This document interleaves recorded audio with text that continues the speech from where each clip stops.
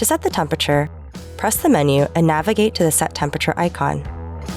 Press the knob, turn it to the desired set temperature, then press it again to set it. You'll hear a sound that confirms the temperature is set. Notice the large temperature display now shows the actual temperature of the grill. The set temperature is displayed in the smaller numbers to the upper right.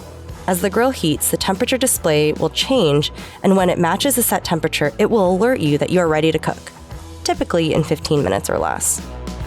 Or you can take this shortcut. Simply press the knob or menu to wake up the grill. Turn the knob to the desired set temperature. Press the knob to set it. You'll hear the sound, and the large temperature display will now show the grill temperature. The set temperature is displayed in the smaller numbers up to the right. And don't forget to wait until it reaches the set temperature before grilling.